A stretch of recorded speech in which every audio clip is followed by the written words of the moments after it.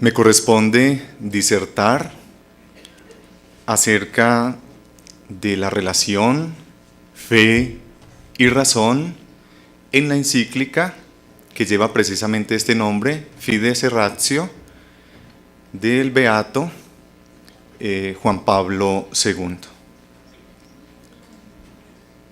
En la carta encíclica Fides et Ratio, sobre las relaciones entre fe y razón, aparece en el proemio la siguiente afirmación: la fe y la razón son como las dos alas con las cuales el espíritu humano se eleva hacia la contemplación de la verdad.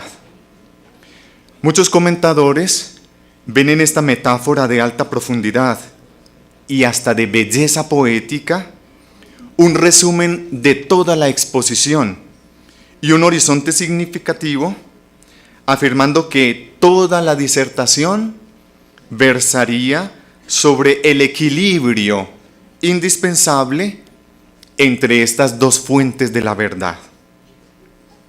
Nuestra propuesta personal es que el documento enfatiza permanentemente la relevancia de la razón y por consiguiente la conveniencia de la filosofía.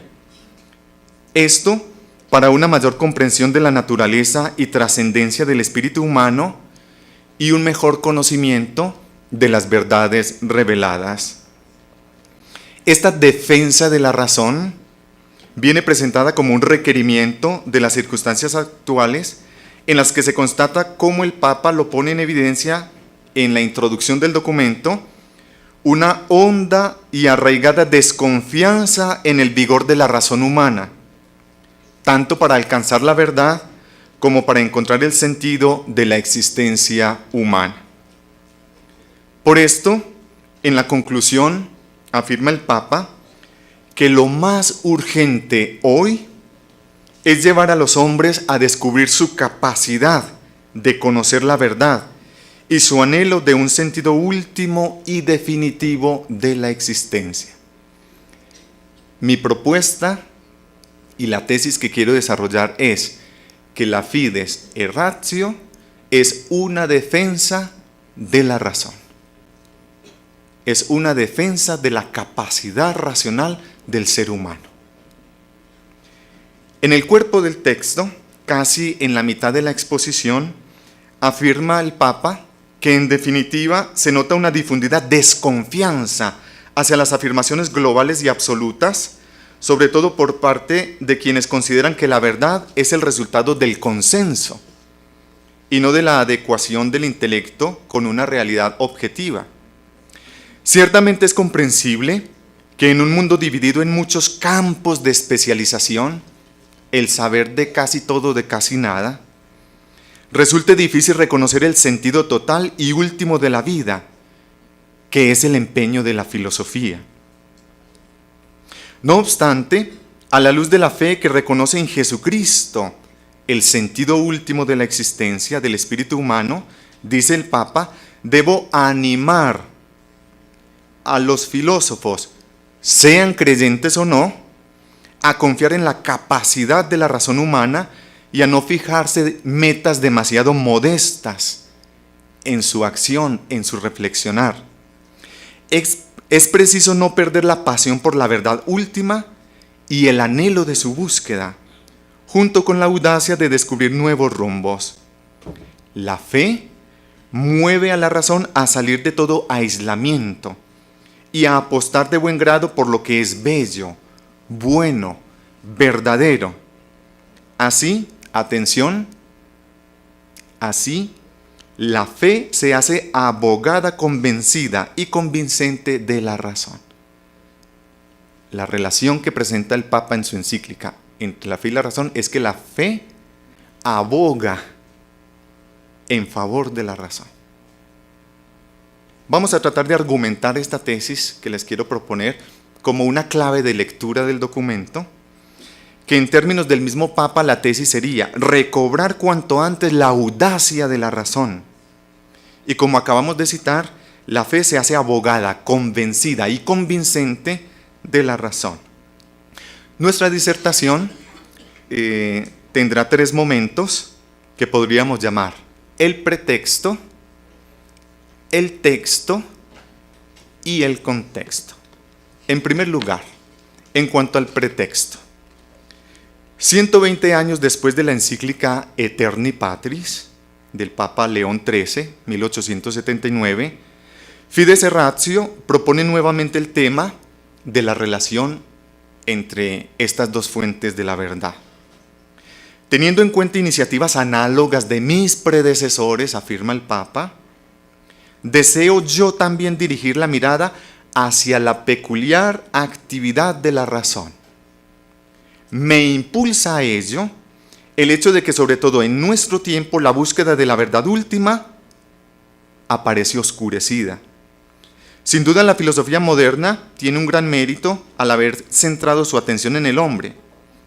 A partir de aquí, una razón llena de interrogantes ha desarrollado sucesivamente su deseo de conocer cada vez más y más el ser humano. Se han construido sistemas de pensamiento complejos que han producido diferentes frutos en los diversos ámbitos del saber. De alguna manera se ha querido abarcar todas las ramas del saber. No obstante, los resultados positivos alcanzados no deben llevar a descuidar el hecho de que la razón misma, movida a indagar de forma unilateral sobre el hombre como sujeto, parece haber olvidado que el ser humano, está también llamado a orientarse hacia una verdad de carácter trascendente. Sin esta referencia, cada uno queda a merced del arbitrio y su condición de persona acaba por ser valorada con criterios paradigmáticos basados esencialmente en el dato experimental, en el convencimiento erróneo de que todo debe ser dominado por la técnica.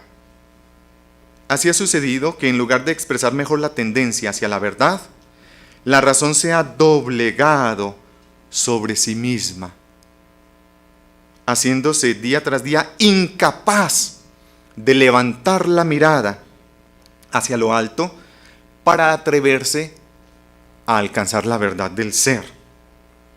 La filosofía moderna, dejando de orientar su investigación sobre el ser, se ha concentrado en la búsqueda limitada de lo que puede conocer el ser humano.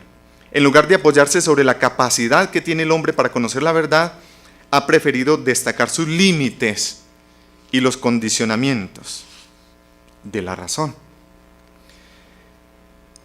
Es este el punto de partida que ha dado origen a la 13ª encíclica de Juan Pablo II, que fue publicada el 15 de octubre de 1998, pero que goza de una actualidad potente.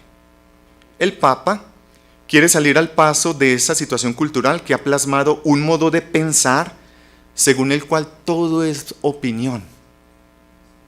La verdad sería el resultado del consenso. Es un clima de incertidumbre que nos afecta a todos, pero son las nuevas generaciones quienes están más expuestas, quienes carecen de punto de referencia, de punto de apoyo, o se les ofrecen unas propuestas que elevan lo efímero al rango de valor. Por todo ello, la Iglesia quiere afirmar la necesidad perentoria de reflexionar sobre la verdad. Juan Pablo II plantea un problema que suscitará un eco entre los hombres de cultura. ¿Por qué diversos movimientos filosóficos contemporáneos insisten en subrayar la debilidad de la razón? ¿Por qué diversos movimientos filosóficos le impiden a la razón de hecho ser ella misma, difundiendo un escepticismo generalizado? Con Fides Ratio quiere referirse a la verdad misma y a su fundamento, a la capacidad de la razón de conocer la verdad, de dar sentido a la existencia del ser humano y de encontrar la unidad en la diversidad. El cardenal Joseph Ratzinger, en ese momento, nuestro Papa Benedicto XVI emérito, fue el encargado de presentar a la prensa internacional esta encíclica. Voy a citar, entre comillas, algunos apartes de la intervención del Papa Benedicto XVI emérito en ese momento. Expresó lo siguiente: el clima cultural y filosófico general niega hoy la capacidad de la razón humana para conocer la verdad. Reduce la racionalidad a ser simplemente instrumental. De este modo, la filosofía pierde su dimensión metafísica y el modelo de las ciencias humanas y empíricas se convierte en el parámetro de todo saber y en el criterio de la racionalidad. Una de las consecuencias es que la razón científica no es ya un adversario para la fe, porque ha renunciado a interesarse por las verdades últimas y definitivas de la existencia, limitando su horizonte a los conocimientos parciales y experimentales. De este modo, se expulsa del ámbito de lo racional todo lo que no entra en las capacidades del control de la razón científica, y por tanto se abre objetivamente el camino a una nueva forma de fideísmo. Si el único tipo de razón es el de la razón científica, se expropia a la fe de toda forma de racionalidad e inteligibilidad. Por otra parte, si la razón se encuentra en una situación débil, se deriva una visión cultural del hombre y del mundo de carácter relativista y pragmático, donde todo se reduce a la opinión. Tú tienes tu propia opinión, yo tengo mi opinión, las dos son válidas, incluso a veces hasta cuando son contradictorias. El mensaje de la encíclica, continúa el cardenal Ratzinger en ese momento, el mensaje de la encíclica es una reacción ante esta problemática cultural y vuelve a proponer con fuerza y convicción la capacidad de la razón, sobre todo su capacidad de conocer el ser, de conocer a Dios, y de acuerdo con la naturaleza limitada del hombre, conocer las verdades fundamentales de la existencia, como la espiritualidad, la inmortalidad del alma, la capacidad de hacer el bien, el seguimiento de la ley moral natural, la posibilidad de formular juicios verdaderos, la afirmación de la libertad del hombre, etc. Al mismo tiempo, reafirma que tal capacidad metafísica de la razón es un dato necesario de la fe. Si la fe quiere ser entendida, si la fe quiere ser razonada, si la fe quiere ser expresada en conceptos humanos a través de los cuales se realiza la evangelización, necesita recuperar su capacidad metafísica. Eso en cuanto al contexto. En cuanto al texto, la segunda y última diapositiva. No tengo sino 2 diapositivas. En cuanto al texto mismo de la Fides et Ratio. La carta encíclica, después de una introducción de la que ya prácticamente les he dado a conocer el mensaje principal, propone 7 capítulos. El primero acerca de la verdad como revelación. Capítulo segundo, Credo ut intellegam, creo para entender. Capítulo tercero, Intellego ut credam, entiendo para creer. Capítulo cuarto, precisamente dedicado a la relación entre la fe y la razón. El capítulo quinto, las intervenciones del magisterio en cuestiones filosóficas. Capítulo sexto, la interacción entre teología y filosofía. El capítulo séptimo, exigencias y cometidos actuales. Y luego, pues la conclusión del documento. El Papa quiere que se recupere, como ya les he dicho. Miren que voy a girar todo el tiempo en la misma afirmación, en la misma tesis. El Papa quiere que se recupere la confianza en la razón. La Iglesia aprecia el esfuerzo de la razón por alcanzar los objetivos que hagan cada vez más digna la existencia personal.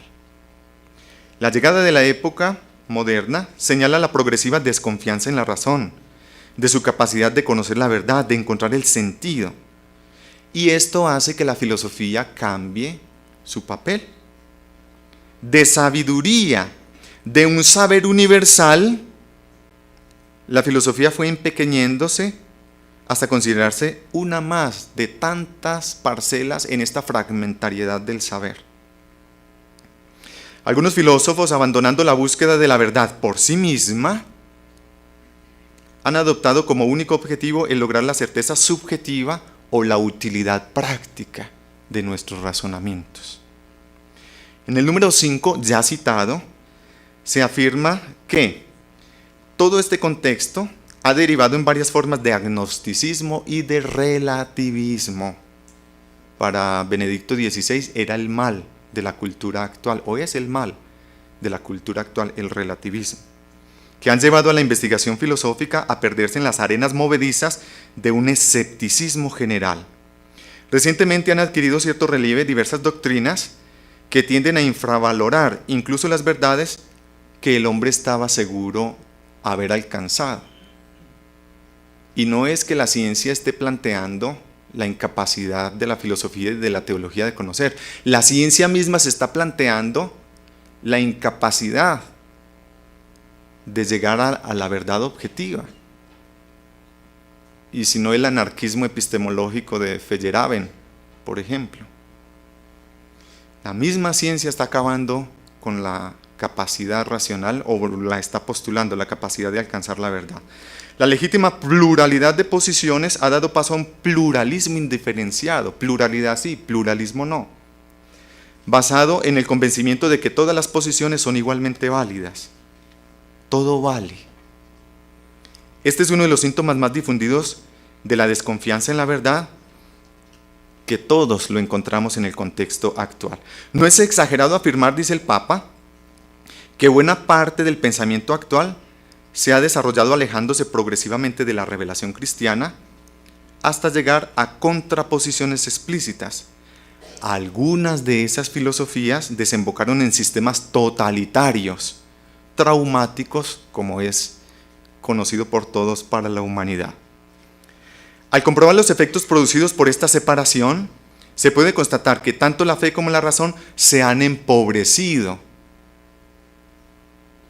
se han debilitado una ante la otra. La razón, privada de la aportación de la revelación, ha recorrido caminos secundarios que tienen el peligro de hacer perder al hombre su meta final. Y la fe, privada de la razón, ha subrayado el sentimiento y la experiencia, corriendo el riesgo de dejar de ser una propuesta universal y de convertirse en un fundamentalismo religioso.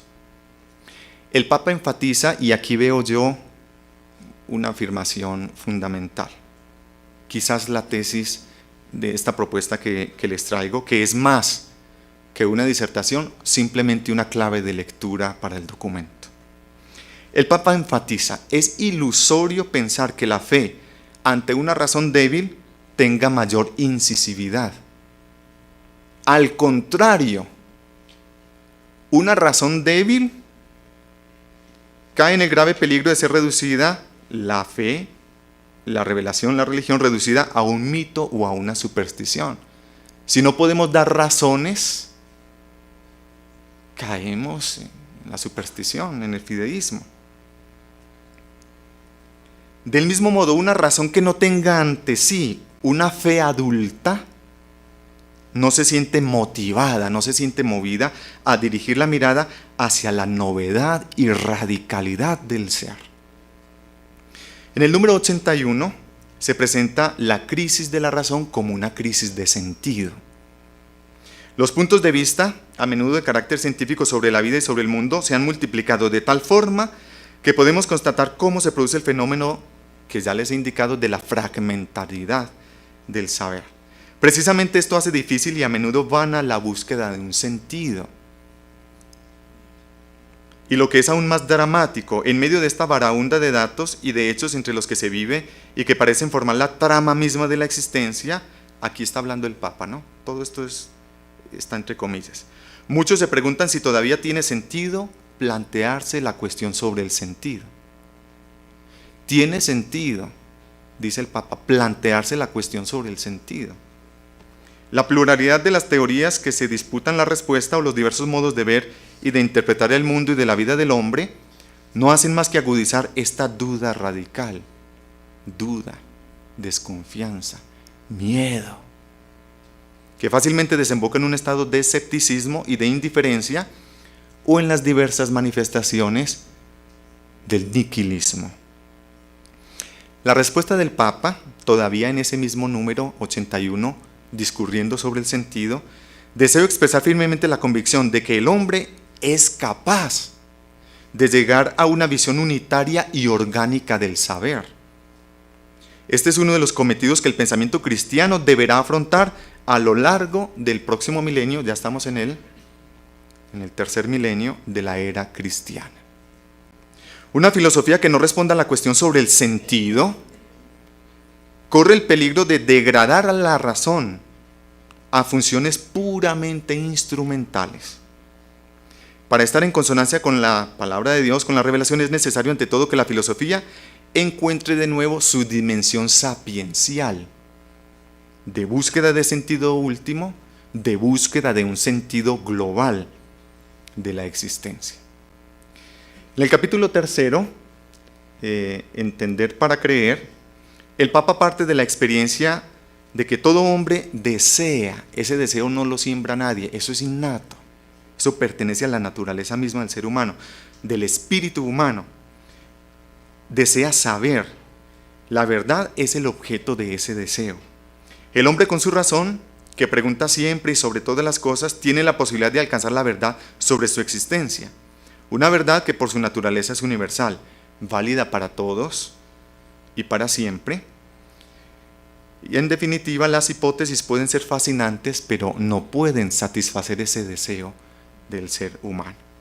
El hombre busca la verdad, pero esta búsqueda no está destinada solo a la conquista de verdades parciales, fácticas, científicas. Su búsqueda tiende hacia una verdad ulterior que pueda explicar el sentido de la vida.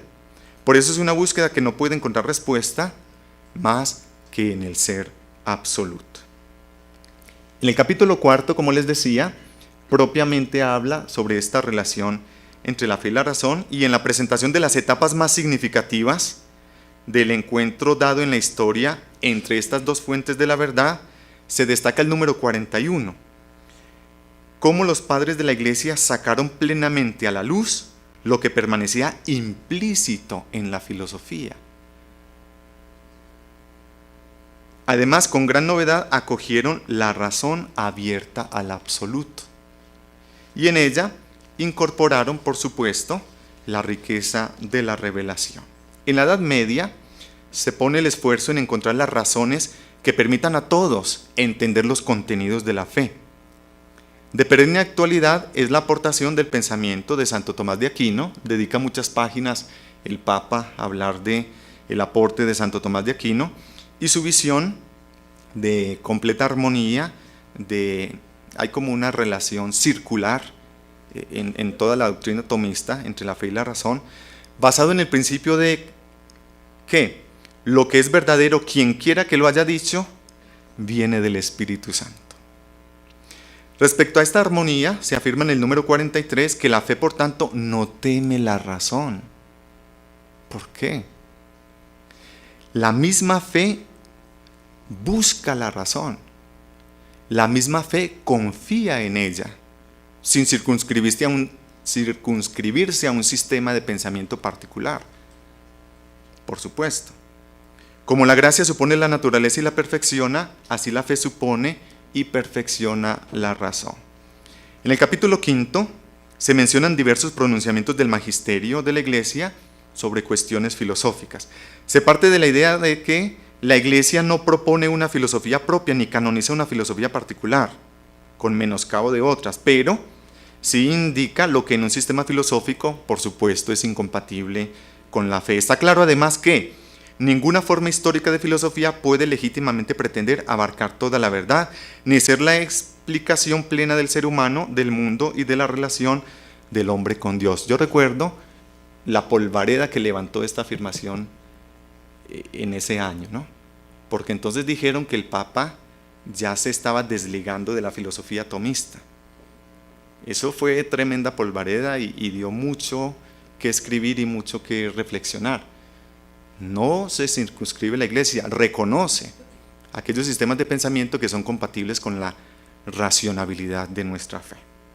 En los numerales 54-56, la encíclica realiza un breve análisis que muestra los límites de algunos sistemas filosóficos, pues no los voy a tener en este momento en cuenta porque me alargaría muchísimo, pero sobre todo pone en evidencia el Papa aquellos sistemas filosóficos que rechazan esa dimensión metafísica de la filosofía.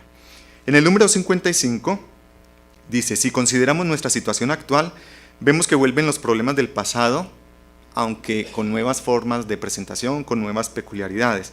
No se trata ahora solo de cuestiones que interesan a personas o grupos concretos, sino de convicciones que se están difundiendo, de cierto modo, en la mentalidad común. Hoy día cualquier persona en la calle dice: todo es relativo, yo respeto tu opinión, tú respetas la mía, sin estar circunscrito a ningún sistema de pensamiento. Tal es, por ejemplo, la desconfianza radical en la razón que manifiestan las exposiciones más recientes de muchos estudios filosóficos. Al respecto, desde varios sectores se ha hablado del final de la metafísica. Claro, del olvido del ser, pensamiento débil, fragmentariedad, imposibilidad de unidad. Claro, porque hemos errado el camino. Hemos errado el camino. Mi tesis doctoral propone un nuevo camino para poder hacer metafísica, y es negando los principios sobre los cuales se ha basado la reflexión sobre el ser, que son el principio de no contradicción, el principio de identidad, pero eso sería objeto de otra disertación. En el capítulo 7, sobre las exigencias y los cometidos actuales, observa el Papa que la negación del ser comporta inevitablemente la pérdida de contacto con la verdad objetiva y por consiguiente con el fundamento de la dignidad humana. Es que no es solamente lucubraciones ni reflexiones abstractas, estamos hablando aquí de encontrarle sentido a la existencia del ser humano. Creer en la posibilidad de conocer una verdad universalmente válida no es en modo alguno fuente de intolerancia. Al contrario, dice el Papa en el número 92, es una condición necesaria para un diálogo sincero y auténtico entre las personas. Eso en cuanto a lo más relevante de todo el texto. Finalmente, en tercer lugar y finalmente, en cuanto al contexto. ¿Cuántos minutos tengo de más? 3 minutos. Bueno, en cuanto al contexto. Simplemente para agrupar todas estas verdades que están difuminadas en lo que les he dicho. Uno de los signos de nuestro tiempo es la arraigada desconfianza, como ya les he dicho, en la razón humana para alcanzar la verdad y para descubrir el significado de nuestra existencia. De ahí la necesidad de llevar a cabo una nueva reflexión filosófica que tenga alcance metafísico, capaz de trascender la mera evidencia de los fenómenos, capaz de trascender el mero trabajo textual, de encontrarle sentido a unas frases. Una reflexión filosófica que se alce con audacia hasta la columna y el fundamento de la verdad que le puede conferir a la existencia humana su sentido. Por eso afirma el Papa que la filosofía, que tiene la gran responsabilidad de formar el pensamiento y la cultura por medio de la llamada continua a la búsqueda de lo verdadero, debe recuperar su vocación originaria. Al explicar las exigencias puestas por la revelación de Dios a la filosofía, afirma el Papa: sé bien que estas exigencias pueden parecer arduas a muchos que afrontan la situación actual de la investigación filosófica. Precisamente por esto, asumiendo lo que los sumos pontífices desde algún tiempo no dejan de enseñar, deseo expresar firmemente la convicción de que el hombre es capaz de llegar a una visión unitaria y orgánica del saber. Este es uno de los cometidos que el pensamiento cristiano deberá afrontar a lo largo del próximo milenio de la era cristiana. ¿Cómo podría no preocuparse la Iglesia? Este cometido sapiencial de la filosofía debe llegar a los pastores, la preocupación por este cometido sapiencial, directamente desde el Evangelio. Ellos, por eso está dirigido solamente a los obispos, ¿no? Ellos, en el ejercicio de la diaconía de la verdad, no pueden eludir el deber de llevarlo a cabo. Por esto en la conclusión afirma que lo más urgente de hoy es llevar a los hombres a descubrir su capacidad de conocer la verdad y su anhelo de un sentido último y definitivo de la existencia. Como no me queda sino un minuto, voy a decir o voy a concluir con las mismas palabras del Sumo Pontífice en el número 108 acerca de una comparación bellísima, atención, entre la Santísima Virgen María y la filosofía. Miren qué hontanar, qué riqueza. Mi último pensamiento se dirige a aquella que la oración de la Iglesia invoca como el trono de la sabiduría. Su misma vida es una verdadera parábola capaz de iluminar todas las reflexiones que he expuesto. En efecto, se puede entrever una gran correlación entre la vocación de la Santísima Virgen y la vocación de la auténtica filosofía. Igual que la Virgen fue llamada a ofrecer toda su humanidad y feminidad a fin de que el Verbo de Dios pudiera encarnarse y hacerse uno de nosotros, así la filosofía está llamada a prestar su aportación racional y crítica para que la verdad, expresada en la teología como comprensión de la fe, sea fecunda y eficaz. Al igual que María, en el consentimiento dado al anuncio del arcángel Gabriel, nada perdió de su verdadera humanidad y libertad, así el pensamiento filosófico, cuando acoge el requerimiento que procede de la verdad del Evangelio, nada pierde de su autonomía, sino que siente cómo su búsqueda es impulsada hacia su más alta realización. Esta verdad la habían comprendido muy bien los santos monjes de la antigüedad cristiana, cuando llamaban a María la mesa intelectual de la fe. Que el trono de la sabiduría sea puerto seguro para quienes hacen de su vida la búsqueda de la sabiduría. Que el camino hacia ella, último y auténtico fin de todo verdadero saber, se vea libre de cualquier obstáculo por la intercesión de aquella que, engendrando la verdad y conservándola en su corazón, la ha compartido con toda la humanidad para siempre. Amén.